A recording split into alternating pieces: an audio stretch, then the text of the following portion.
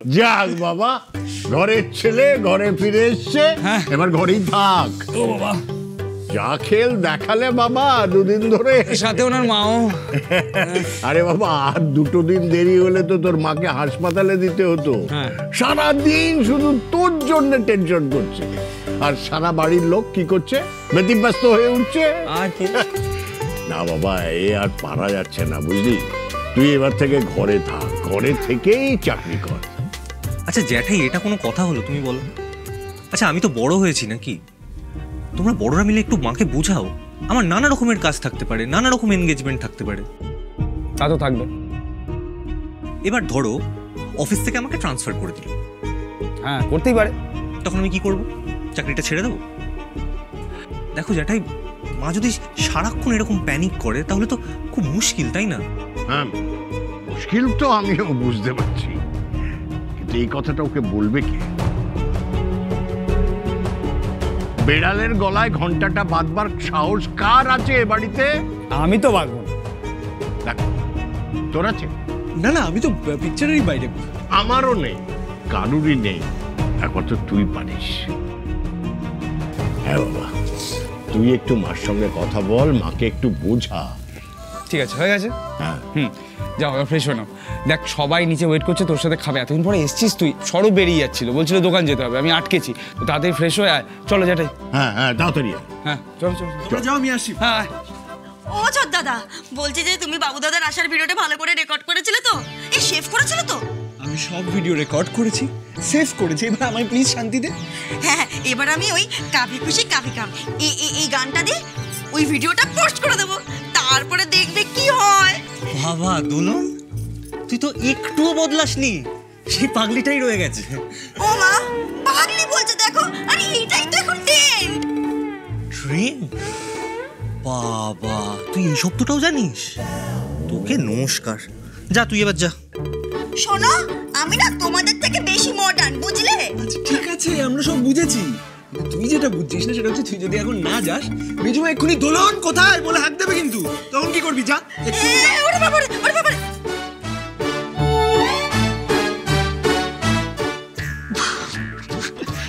আরে এইভাবে গেলে আজকে আর পৌঁছবি না। মানে সিনেমা দেখে দেখে মাথাটা পুরো খারাপ হয়ে গেছে।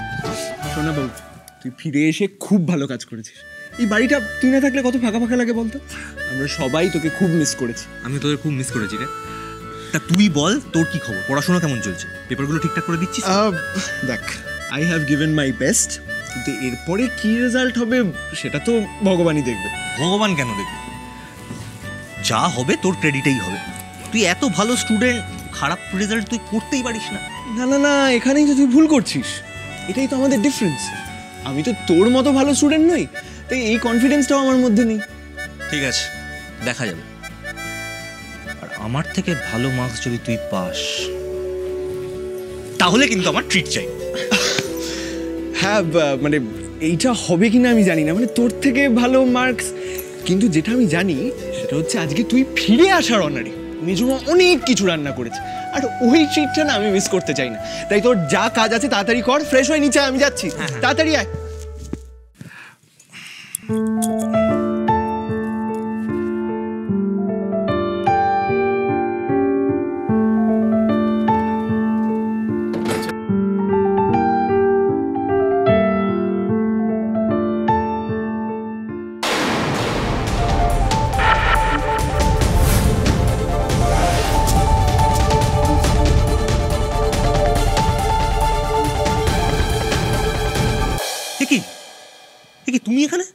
তুমি এখানে কি করে এলে?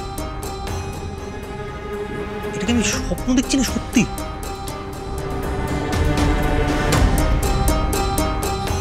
সত্যি রে ব্যাংক বাবু, আমি চলে এসেছি। চলে এলে মানে? তুমি আমার বাড়ি চিনলে কি করে? তোমাকে তো হোমে রাখার ব্যবস্থা করা হয়েছে। ওরা জানি কেমন কেমন রে ব্যাংক বাবু, সব বলছিল কলকাতায় নিয়ে আসবে, হসপিটালে ভর্তি করবে, ডাক্তার দেখাবে। কেন? আমার তো কিছু হয়নি রে ব্যাংক বাবু। তারপর বললো মাকেও এখন খোঁজা যাবে না, সময় লাগবে। কোনো মানে হয়? তুমি এইভাবে পালিয়ে এলে? হ্যাঁ রে ব্যাংক বাবু, আমার মাকে যে এখনই খুঁজতে হবে, দেরি করা যাবে না।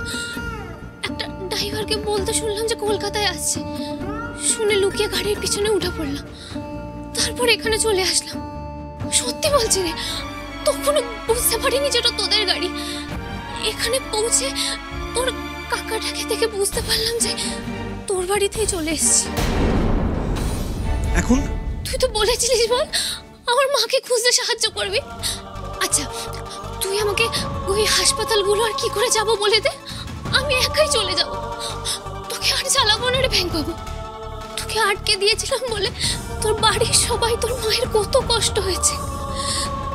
তোর মাটা কেমন কাঁদছিল রে ব্যাংক বাবু, আমি দেখলাম তো। দেখেছি মানে? কোথা থেকে দেখলে? ঘরের বাইরে দাঁড়িয়ে লুকিয়ে লুকিয়ে।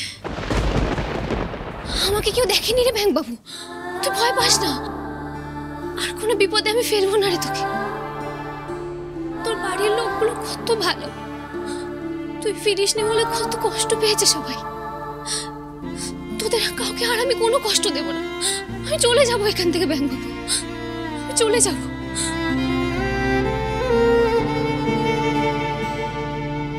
কিন্তু দেখ, ভগবান যখন আমাকে এখানে তোর সঙ্গে পাঠিয়ে দিয়েছে, কিছু ভেবেই তো দিয়েছে বল।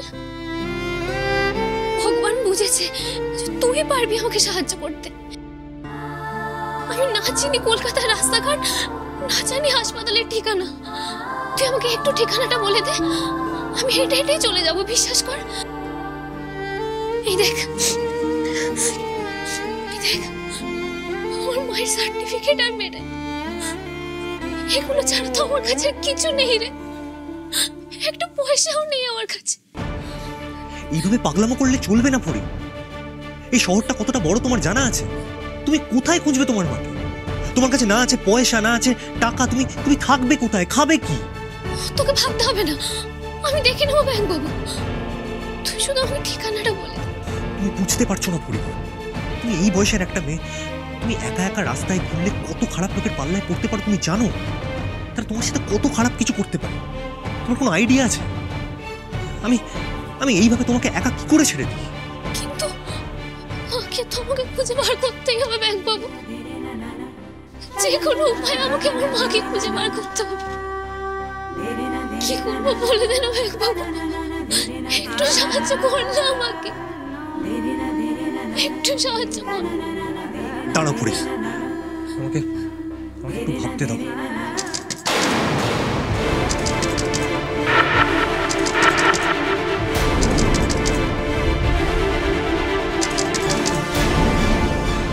আসছি। তোমায় কোথাও একটা লুকোতে হবে। দাঁড়া, কোথায় লুকোনো যায়? এখানে না, না এখানে তো না। কি করি? তুমি একটা কাজ করো, তুমি এই আলমারিতে লুকিয়ে পড়ো, বেরোবে না বুঝলে? আমার মা কিন্তু আমাকে দেখে খুব টেনশন করে। তোমাকে যদি দেখে কি করবে আমি কিন্তু জানি না। তুমি এসো এসো এসো, ঢুকে পড়ো তাড়াতাড়ি, ফুরিন তাড়াতাড়ি।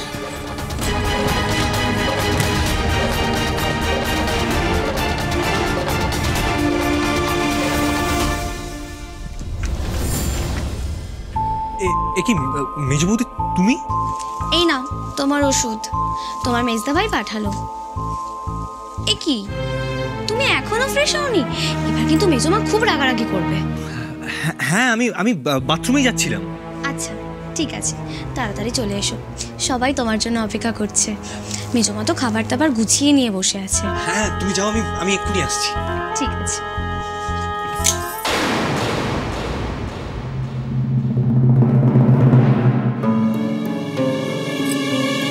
মেজদি ভাই তুমি যাও, আমি ওকে নিয়ে আসছি। সেই বরং ভালো, তোমার মতো একটা শক্ত হাতে পড়লেই না আমাদের বাবু শোধরাবে। টানতে টানতে নিয়ে এসো। কি ব্যাপার কি তোর? কি আবার ব্যাপার? যাচ্ছি বললাম তো, তুই যা না। সে তো যাবই, কিন্তু আমাকে একটা কথা বল, তুই যে বাড়িতে এলি সবার সাথে কথা বললি, আমি তো নিচেই দাঁড়িয়েছিলাম, তুই আমার সাথে কথা বললি না কেন? একটা মিনিট, তুই আমাকে চিনতে পারছিস তো বাবু? হ্যাঁ আমি পৌশালী। পৌশালী তুই আবার কি নাটক শুরু করলি বলতো? তোকে আমি চিনতে পারবো না? আচ্ছা তুই তো দেখলি বাড়িতে ঢোকার সময় কি হয়েছিল, তুই তো দেখলি কত লোকজন ছিল, সবার সাথে কথা বলছিলাম, তাই জন্য তোর সাথে কথা বলা হয়নি, সিম্পল।